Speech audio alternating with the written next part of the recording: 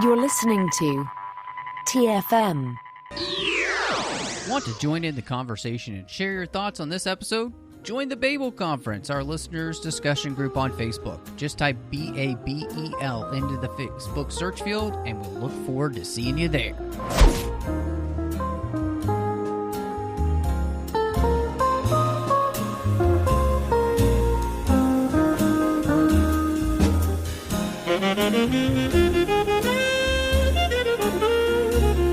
Welcome to TFM's local watering hole, and I am just one of your hosts here, Matthew Rushing, and coming at you live, or I guess, whenever you're listening, so, live enough. And with me, as she is every single week, I'm so excited to have with me, of course, the one and only Christy Morris. You okay? I just got flushed down the drain from El Dorado. Oh, well, I'm so glad you're okay. Yeah, thank goodness. Someone held the door for me, so Hodor. Oh, that's a good reference right there. Well, we're so excited to be here tonight. We're going to be talking about National Treasure Book of Secrets, basically National Treasure 2, even though there's no 2 in the title. And before we get there, I want to say a huge thank you to everyone who's listening. Christy, I don't know if you know this, but we have not read this review out. We got a brand new review over on Apple Podcasts, and so really wanted to say a huge thank you to Ruthie2003. They said, love this podcast, 5 stars. I love listening to this podcast. It helps me relax. It keeps me productive. Highly recommend for all fandom nerds. Keep up the great work. Wow. Thank you, Ruthie. That's so sweet. Isn't that great? It just makes me feel good when, obviously, people have good things to say about the work we do. But really want to say huge thank you to you, Ruthie, for spending the time to give us a review and a rating there on Apple Podcasts. And, if you're new to the show and you haven't given us one, please do. If you aren't new to the show, but you still haven't given us one, please do. And if you're new to us, also go over to Twitter and follow us at the 602 Club, and of course we're on Instagram as well at the 602 Club TFM. We've got the entire network at Trek FM. You could follow as well to see everything we're doing here. You can go to Facebook at facebook.com/Trek FM to see all the shows, as well as we've got a listeners only discussion group that listeners from all over the world can discuss the different things that are happening here on the network. It's called the Babel Conference, so if you were to search Facebook, you'll find that. And then there's, of course, the website trek.fm, where you can find everything that we're doing here. We've got a lot that's going on these days. And we'd really appreciate it if you would go over to Patreon and support the network. We absolutely could use your help. This is not free to do this. It costs a lot of money. So please go over to patreon.com/TrekFM and see how you can be part of the team. Want to say a huge thank you to our associate producers here through Patreon, Ken Tripp, Davis Grayson, Ryan Millett, and Daniel Noah.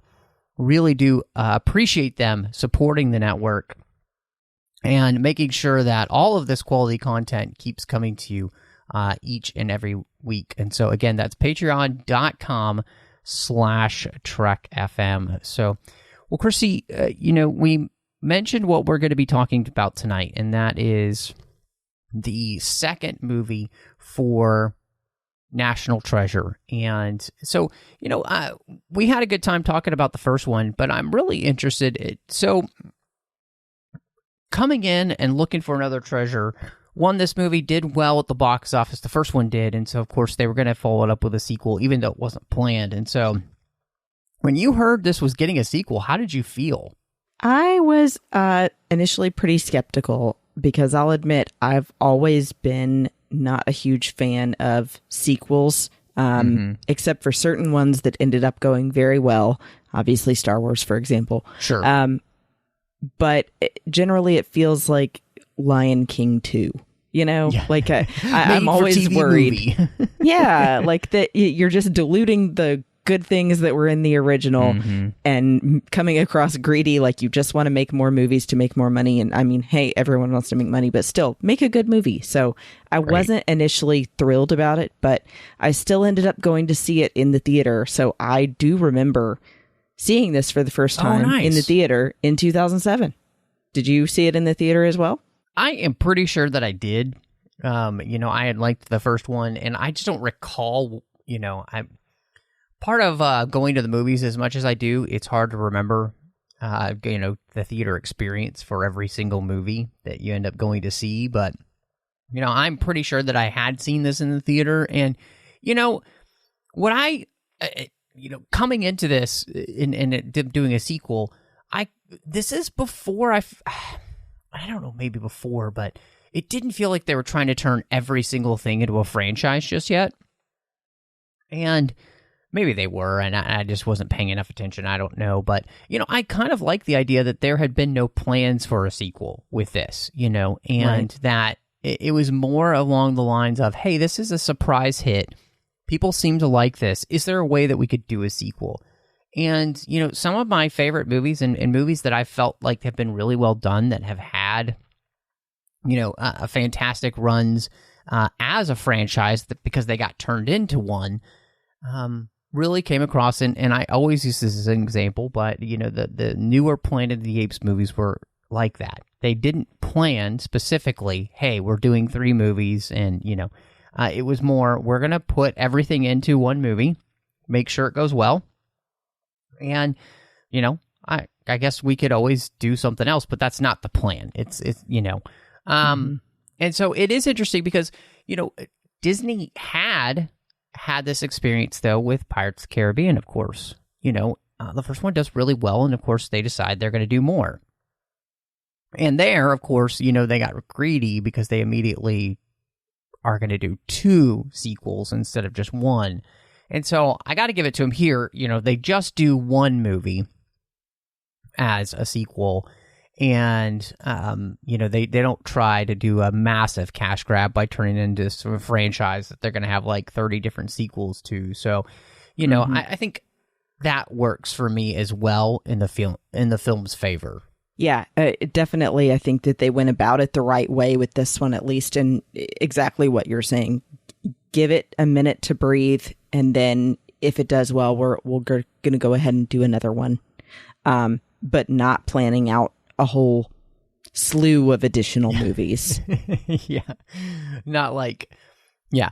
Oh, we're going to have the National Treasure, cinematic universe kind of thing. Exactly. So, no, that, and this is obviously before that really hit the ground running with Marvel and all. So this one too, obviously, when you're going to go after another treasure in a movie, the story really makes all the difference. And I think that's one of the things we talked about in the first one, that it felt like the story, as fun and outlandish it really worked. And so I wanted to talk to you about, with this film, and I wanted to know how you felt like this story held up, especially in light of the first movie. I think that they did a really good job with looking at this as another opportunity to tell a new version of the story, not rewriting the previous movie or anything, but looking at another part of history that they could tell, obviously in a fictional manner. But, they did the route of the initial, beginnings of America being an independent nation in 1776. So now where were they going to go with it? So I thought that it was clever to then start with another big moment in America's history, but further along, just after the end of the Civil War. And I'm not a huge history buff, but I know a little bit at least. And it was nice to see a different take on that era in history. And also them weaving in the Gates family into the assassination of Lincoln. And then trying to figure out the motivations of this other person and his family. I just thought it was a cool way to still have some mystery and a different plot to tell. I do think that was a good idea. Yeah. No, I agree with you on that front, not trying to just recapture the magic of, going off the Revolutionary War era, going to the Civil War era, and, having this idea of, the fact that this is kind of a trait for the family, the Gates family, of being kind of like code breakers and really good with those kind of things. And that tying this in with, the Lincoln assassination and this idea of there being the Knights of the Golden Circle who are the Secret Service basically of the Confederacy was, I thought, it really interesting. And of course, like the first movie and kind of going into these secret organizations and everything, I thought was really fascinating to play with that as an idea. And then, I think, one of the things that was interesting to me too about the story is how in it, and one of the things that it was really fascinating thinking about in light of today was how just an allegation of something can completely ruin somebody's life, regardless of whether it's in the end proven to be true. And this movie plays with that idea in the story. And I thought that also made it really interesting because, even at this point, Ben Gates realizes that if we don't prove my great-grandfather, to be innocent very quickly, this just goes south in terrible ways. And will always be known as this family, regardless if we, do in the future find him to be innocent. And that was something that was really interesting to watch them play with as well. Yeah, I think that it was great, leaning into that there could be a black mark on my family permanently, even though this was something that happened so long ago, because it's still your family name, and especially for at least his family being so visible in society. I think, maybe, for example, you and I wouldn't be as affected by that, maybe. Right. But, depending on who you are, it might. And I like them throwing in that reference to your name is Mud. I don't know if that's actually true, but it was a cool metaphor to use. Yeah, no, I think you're absolutely right with that too. And it was, I think what it was fun about this story is, and I think, but I guess the only question I have with the whole idea of there being a hidden, golden city in, South Dakota, and that, Mount Rushmore was used to kind of cover that up. It seemed, and I know, obviously this is kind of based in history with the idea of the 7 golden cities that, the conquistadors are looking for in their travels. And of course, nobody ever finds any of these. But it did, I think, with the story, that's one thing that felt a little bit silly to me. How did that city get buried underneath, basically Mount Rushmore? That whole part seemed a little bit strange to me, and that was the ultimate leap in logic that I felt hurt this story a little bit more than, say, in the first movie, where I feel like everything seemed much more, quote unquote, in air quotes, possible. That one really felt like it jumped the monument. Yeah. Nice. That was a good joke. Thanks. I had to think about it for a second. I think that you hit the nail on the head with that, because that was, in the first movie, the Freemasons had compiled all of these treasures from lots of lost societies into one place and kept it somewhere safe. And it would make sense that they would then bring it to that place, right. Because it was considered kind of a sacred place in America. But this comes across as, I was kind of joking about, the city of El Dorado, the city of gold, things like that we just have come to know are not in this country.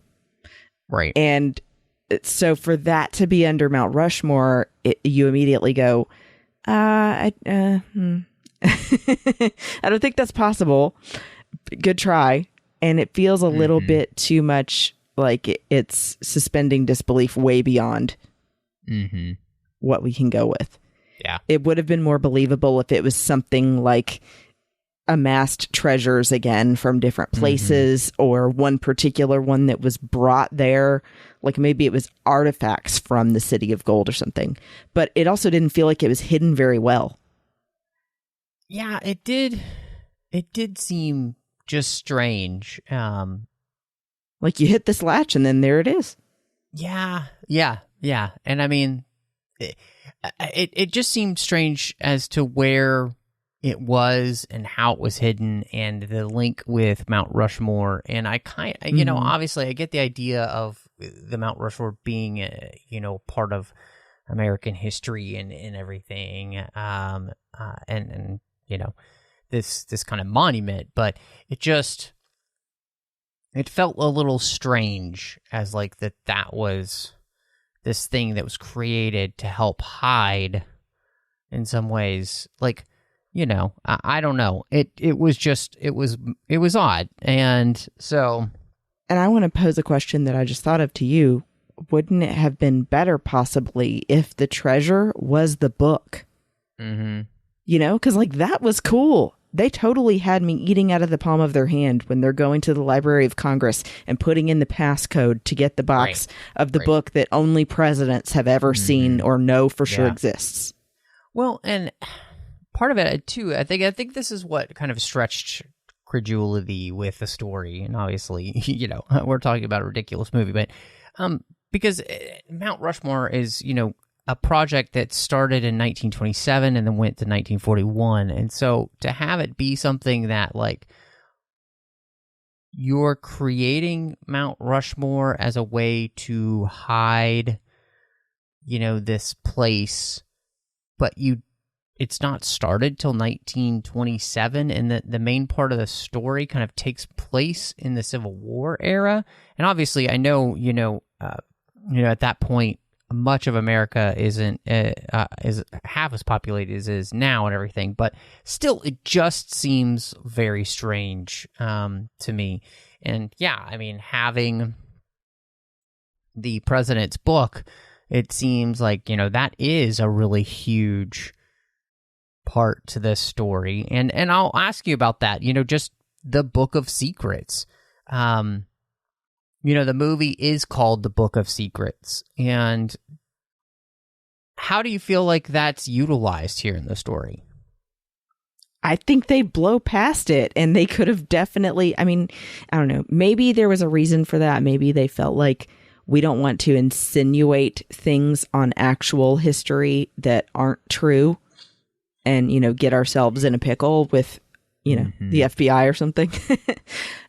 But I don't know. I just feel like there's been so many stories that have played with, like what really happened with the assassination of Lincoln or of Kennedy or Watergate or whatever, that they could have made some kind of fictional story out of that book. And it'd been a lot more interesting as being the treasure than going for the City of Gold under Mount Rushmore. Yeah, I agree with you on that. I think it is very strange. And obviously, too, as they're flipping through the book, Riley keeps going, Area 51, the Kennedy assassination. We just keep flipping by all of these things that obviously, are huge when it comes to, like, secrets of national security, things that have been rumored that every president is able to find out about, once they become president. And so, yeah, I think the Book of Secrets is in some ways a lost artifact to this movie, in the sense that, like you said, it's not really utilized all that well. And I do think, too, just as we're talking about the movie and the kind of the story and those kind of things, I also feel like they don't have as many like stops and or parts to the mystery as they do in the first film. And so, that's a little, because they go to Paris, they go to London, and, they go to Washington, D.C. And I guess they go, to kidnap the president at that point. So, and, there doesn't seem to be, as many interesting or kind of cool stops in some ways. And so I don't know. It was just, there is something that I do feel like is missing. And I think part of that is like the adventure of this movie, from the first movie, the places we visit and everything here. I mean, how do you feel about that here in the film? Yeah, I think that's a good point that I didn't think about before, of the moments in the story leading up to the treasure. It didn't feel like there were as many, or that they were really finding big clues. It felt like the argumentative separated couple kind of took precedent over having cool discoveries. And I just think that they could have played that down a little more and focused more on the actual artifacts. And I mean, I guess I get that they had to find some way to bring them back into the story and why they're either doing well or not doing well. I guess that, they felt like it was more interesting to not have them living happily ever after. But yeah, I think that you need something here like the X-ray glasses. Yeah. Not just, oh, this guy brought forward this page. Mm-hmm. Yeah, I thought it was, obviously I think it's fun that we, go to France and connect that with, the fact that there are multiple versions of the Statue of Liberty, which is fun. Mm-hmm. And, as the we desks. talked about, the desk, the Resolute that desk, was cool. Which is fantastic. Having read a whole book about the Resolute, which was an incredible, cool book. And, that was neat. But I do feel like you said, it felt like there was a little bit too much focus, and not necessarily always in a bad way, but and part of this I think is where you kind of run into the issue with this being a very shallow idea in the first place. Like a national treasure in the first movie, they kind of use all the really good stuff for the most part, and because America is a very young country. And so when it comes to like these type of things, there's just not as many things to pull from as like, doing this in a European country where you've got, 1,000 years of history or more, and so, or, when you think about like, even when we were talking about the Mummy movies, when we were talking about Egyptology and stuff, we've got so much to pull here, you just don't have as much to pull from. And so I do think that is something that makes you can tell that they are in many ways kind of scraping the barrel with trying to find places, and that's where maybe they really are focusing kind of a little bit more on the characters and kind of trying to expand that. And that's a big part of the movie of like where the characters are. And you mentioned the fact that Ben and Abigail aren't together. And how did you feel about that in this movie? I don't know. Like I was saying, I kind of felt like they thought it was more interesting to have them separated and sort of parallel that relationship with the one of Ben's parents. But I think that they play it up too much and shouldn't have focused so much on the two of them being separated and arguing and making the big scene in Buckingham Palace. It just felt like a side quest from the plot that we should have been following. So, yeah, and hey, why doesn't Riley ever get a romantic relationship? Yeah, until the very, very end of this movie. Yeah. Could have had that going for him. Yeah. Well, so it was interesting because I turned to my wife as we were watching the movie and I was like, this movie is kind of doing one of the main sequel tropes, which is the fact that the characters who got together in the first movie aren't together in the second movie for reasons. And I absolutely agree with you in the sense that they, because they're going to bring in Helen Mirren as his mother, Emily, and that relationship with his father, Patrick, and they're going to try and, do some mirroring there. I get what they're going for. I do think that this movie, it's almost as if it would have been more interesting to have Ben and Abigail be together and have the relationship with Emily and Patrick be one to which they kind of look at and be like, ooh, do we want to turn into that one day? More than just trying to say, oh, both of these couples, need to just find their way to like back to each other and everything. That's where I just feel like it was just too much of the same type of dynamic, and the mirroring wasn't working well enough. And part of that is because as much time as we actually spend with these characters fighting or whatever, none of their issues seem to be really that deep. It really seemed more like these are just people who have spent too much time not talking to one another, like having actual conversations and listening. And yeah, that happens in relationships all the time, right? But it doesn't necessarily make it all that, I would say, interesting. Well, and two, I agree with that. And then I also want to add in, if you think about it, when you see where Ben and Abigail live, and you see where his father lives, and then you see Emily's office, I feel like these are rich people problems. Yeah. None of those looked like my house growing up. So yeah. I don't really feel a whole lot of connection or like feel really sorry for what they're going through, because it just seems like very, like you were saying, like superficial issues anyway. And like that they could afford to spend all of their time when they were young chasing down clues and stuff, as Emily was talking about, and then saying one of us needed to stay home with Ben. It's like, well, then who was working? Yeah. So, yeah, things like that made me go, yeah, wish I knew what those problems were like. Yeah. No, I agree with you. It did seem a little bit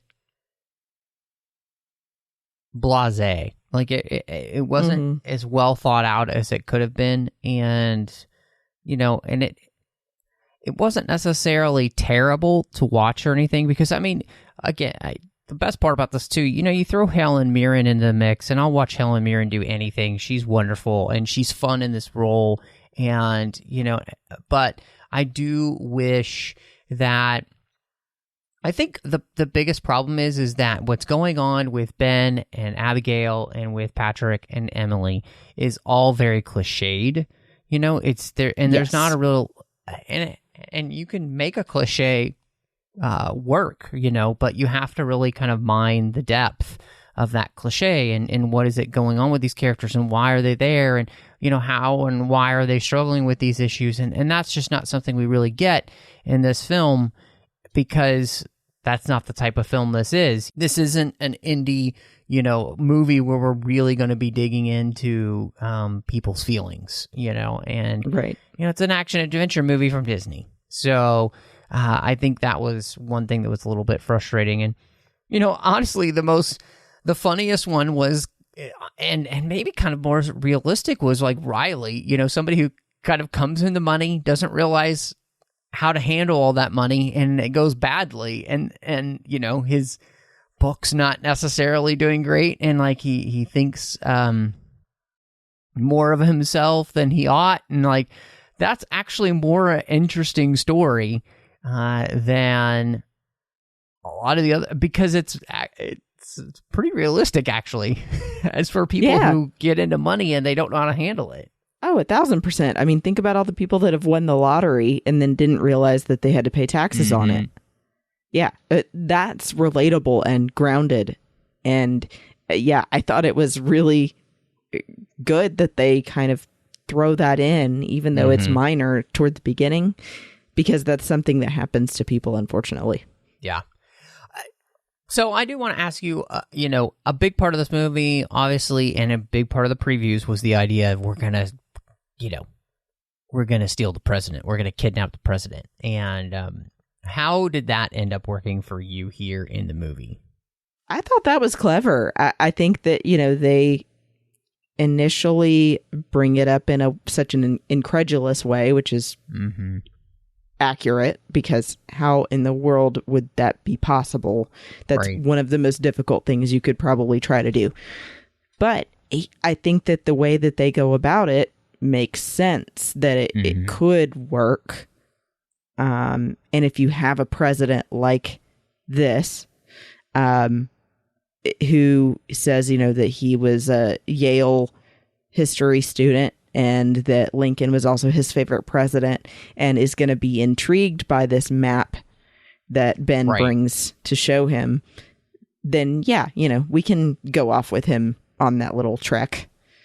It's a good way to get him alone, and it's not so much like we're going to sneak in his room in the middle of the night and lift him out on ropes, Right. No, that's a great point, and I do think that's one of those things where the movie, in some ways, I think does kind of break credulity again, and that's where it's just like okay, so convenient that the president just happens to be somebody who's going to care about this, and I guess maybe it could have been anything and any type of president, but it does seem pretty far-fetched that the president would, be somebody who would be able to fall for this.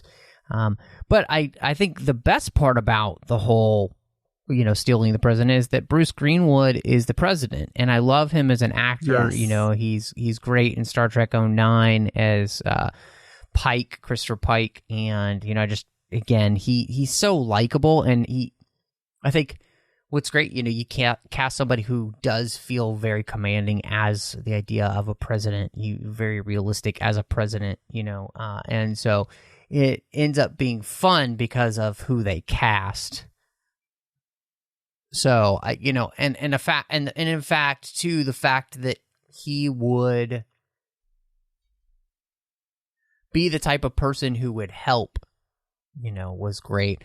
And too, on top of the idea of the president, I think this is one of the places where the movie, I think, like the first one, we talked about how it kind of celebrates patriotism and in America and the good things. I think this movie does that again, and I was just struck by how I don't know if this movie would be made today. And I appreciated, this Ben's thought process about, who the president is and the type of person that makes them because they are the president. And, we're just so far removed from that in any way, shape, or form these days. It was nice to be in a place where people still thought that. Mm-hmm. Yeah. I mean, it had a sense of reverence for the office of the president. Yep. Yeah. 100%. And, I think that it does definitely show a certain sway in, the producers of this movie and the writers as well, that it was written this way, that's something that they really care about. And it was nice to see, like you're saying, I like to believe in the honorable nature of how America began. And I think that the casting for him was perfect for playing the president, and showing that sort of twinkle in his eye as well of, yes, he has, and the office of the president, as we actually know it in real life, has its secrets, yes, good or bad. And that, there are things that we may never know. And I thought that was cool. Mm-hmm. No, 100%. Well, I wanted to ask you too. So, we talked a little bit about the fact that this takes place, the beginning of the movie, and the kind of setup for it is the Civil War. And our new villain, is Mitch, who, great grandfather was basically a part of the Confederacy was a general in that war and passed down this story and everything to his ancestors. And so it's kind of the juxtaposition between him and Ben, really. And, he's become kind of a black market dealer. And I was, though, Ed Harris is great in everything he does. He's fantastic in this role. He's kind of the perfect person to be playing this person because he can be likable and awful all at the same time. But I was kind of a little bothered, I guess, by the fact that we're dealing with a person whose ancestors was looking to prolong the Civil War and by finding the treasure and then just having no remorseful feelings about his family's lineage or part in the war, and then in some ways even glorifying them. And then at the end, we also give him credit for, finding the treasure, and I don't know how I feel about that. Yeah, I'm with you on that. It felt really uncomfortable because the way it was written came across like it was okay for him to want to prolong the Civil War or to even have the Confederacy win, and that apparently the Queen was in on it, supporting the Confederacy to help keep America divided. It just came across like they were trying to make him likable for those things, or at least that it was a justifiable reason, and that shouldn't be the case. I think you and I definitely would feel that way. So yeah, that was just weird writing. I think that they could have at least made it where he has a change of heart in that scene in the city, and admits that he was wrong. But all he does is say, "I'm sorry about sullying your family's name." Right. And I still want to be given credit for this. And it's like, no, you also need to say that you're sorry and you're going to renounce all of the stuff that your family was part of. Mm-hmm. Well, and I think it would have been easy to write it as that the reason that he's after this is because he's looking to give his family a good name by finding this treasure and then being able to, do the same type of thing that Ben had done with that treasure, which is basically give it back, and to give his family a name that isn't tied to, his great-grandfather having been a Civil War general. So, yeah, that's a good point. Yeah, so I think it's an easy fix, honestly. It's just, there's this, I don't think that there's a lot of places where, people should be necessarily proud of those choices, and they're not responsible for the choices of their grandparents or whatever, right? So, nobody's responsible for any choice but their own. But he, has made a lot of wrong choices, obviously being just this black market dealer and being willing to kill people to get what he wants. Yeah. Until the very end where he's, he, because of circumstance, and this is the other thing, it's more of circumstance that he ends up saving their lives, right? Right. Because, it wasn't a change of heart. Yeah, exactly.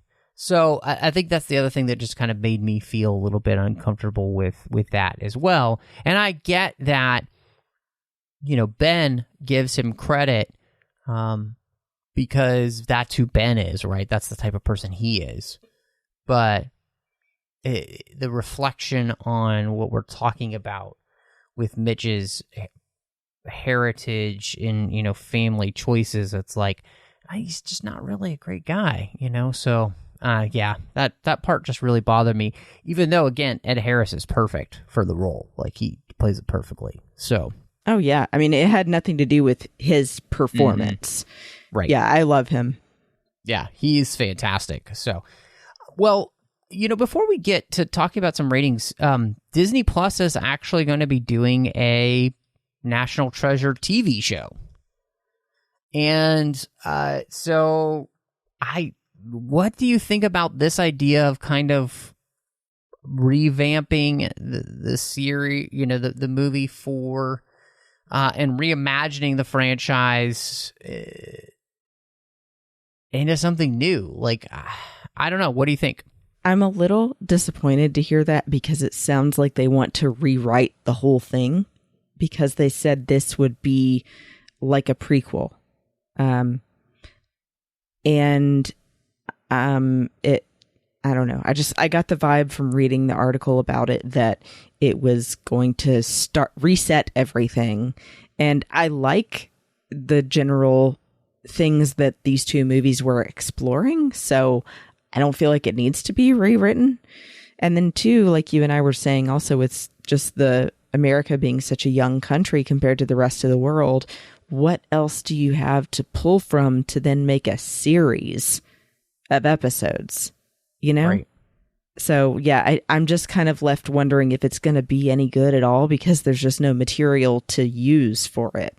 Yeah, I like the way you put that. I agree with you. I don't really see this as being a great idea. I honestly don't think that even doing a sequel to this movie would have been a great idea. I feel like this movie, to me, showed that by the end of this one, it was kind of a played out idea. And so nothing about the Disney Plus show really excites me in any way, shape, or form. Like you said, even just reimagining it, you're like, okay, but so what are you going to do with that reimagination, and why? That seemes to be a little bit strange. And what are you going to be going after time? I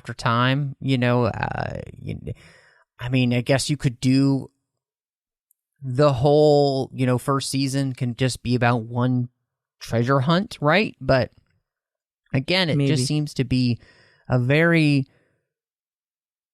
small idea.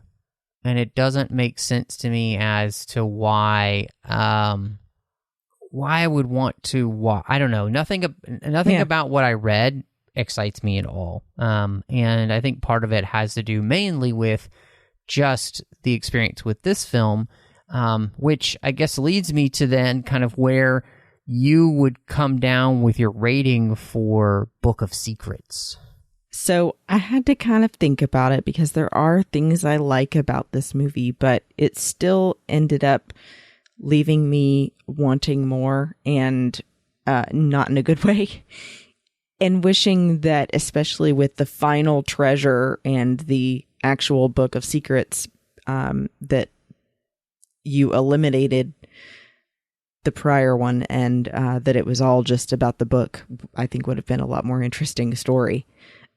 So I come down to giving this a 2.5 out of 5 caves under Mount Vernon. Because there were a few things that didn't quite fit. And I think you definitely called it with the writing of the villain. It ended up feeling a little lackluster at the end. He just dies as a person who wanted all of the glory and was willing to kill people for it. Ta-da. So, yeah, like I said, Bo, there were good things. I thought the book was really cool. I thought that the bringing in of Helen Mirren was a great choice. I do think that Ed Harris is a good actor, even though the character wasn't written very well. And it was nice to have Nick Cage and Riley and, the gang back together. Mm-hmm. But, yeah, ultimately still the first one is better. Yeah, absolutely. I think I'm probably somewhere between a 2.5 and a 3. If I'm being generous, I'd give it a 3. And partly just because, I do still like this cast. And I the addition of Helen Mirren to the group was really fun. And of course, I love her and everything. And so I thought that was enjoyable. But I think, on a bad day, it's probably a 2.5, or maybe when I'm being more critical, it's a 2.5. So I'm absolutely right there with you. This is just an idea to which I don't know if there ever really needed to be a sequel to, because the ideas are very sparse when it comes to what you can be chasing because of the age of our country. You know, they're just creating secrets out of all of that. You know, it's just not enough to really drive the narrative of a story. And I think, to me, this movie, especially rewatching it, I just kind of felt that as we were watching it. And so absolutely 100% agree with you there. So, but Christy, I'm really interested as we dive into recommendations, what you would like to recommend to everybody here on the 602 Club. Yeah, so if people follow me on Instagram and Facebook, you may have seen this, but I'm going to go ahead and tell you again, I recommend checking out the first book that I've read in a while. And it's actually the literary debut of an actor named Robert Sheehan, who you may know as Klaus from Umbrella Academy.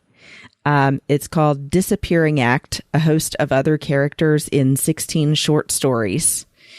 And it just is a really interesting look into Robert Sheehan's weird head, which is a funny place. If you've ever heard him just talk off the cuff, he's just kind of a very introspective person. And so these are short stories from his mind of just different characters that he's come up with. And it's really good so far. So if you like Robert Sheehan and you like short stories, I recommend checking out Disappearing Act. Very nice. Very nice. Well, we're both going to be recommending books tonight because I am also going to be recommending a book, and it comes out. I'm finishing up the book right now so I can write the review for it, but it is Thrawn Lesser Evil. It is the third book in the Thrawn Ascendancy trilogy, and it's actually the last book in that series. And I'm recommending that you pick that up there as it comes out here on the 16th as Timothy Zahn wraps up his Thrawn Ascendancy trilogy. Guys, it's fantastic. And I won't give anything away other than to say I 100% believe that you should buy this book and read it. We'll be talking about it here on the 602 Club there in December, so you'll have plenty of time to read it. And it's a monster book, too. It's one of the, I think it, next to Star by Star, it's the longest Star Wars book that's ever been written. You can write me and let me know if I'm wrong, but it's 548 pages. So most Star Wars books are about 300, 330, somewhere around that. So, but it's 100% worth it. So that is what I'm going to be recommending to all of the listeners here of the 602 Club. But Christy, if people want to catch up with you, though, and see what else you've got going on outside of the 602 Club, where can they find you? Well, you can find me, of course, on Instagram and Twitter at Bespin Bell, and I'm sometimes over in the Babel Conference on Facebook. And when I'm not here on 602 Club, I also do a show called Sabers and Spells on the Skywalking Through Neverland network. And Amanda and Teresa are some awesome co-hosts with me, and we talk about geeky stuff we don't usually get to talk about. So hope that you'll check that out too everywhere at Sabers and Spells. Well, and of course, next week you can catch Amanda here as she's going to help us talk about the Eternals coming out from Marvel. So that's going to be really fun. So hopefully everybody check that out. Of course, you could find me wherever you are on social media. You just look for the name Matt Rushing02, and you will find me there most likely. I'm on pretty much most of the major social media networks. And of course, you can find me here in the 602 Club feed doing Snyder Cuts as well as Assembling Avengers with John Mills. Snyder Cuts, of course, was about everything that Zack Snyder has directed. And then, of course, we're walking through every single Marvel movie again together, kind of looking at the movie critically and kind of away from the hype, which is a lot of fun. So you can find us there on Assembling Avengers. And then, of course, doing The Orb, Warp 5, and Literary Treks. The Orb is about Star Trek Deep Space Nine. Warp 5 is about Star Trek Enterprise. And Literary Treks is about the books and the comics of Star Trek. And then over on the Nerd Party Network, I have a finished show that you can check out, and I hope you will, which is really fun. It's called Owl Post. I did that with Drea Kaufman, and we talked through every single chapter of the Harry Potter series one chapter at a time. And last but not least, you can find me on Aggressive Negotiations talking about Star Wars with John Mills. But thank you so much for joining us. And y'all come back now, you hear?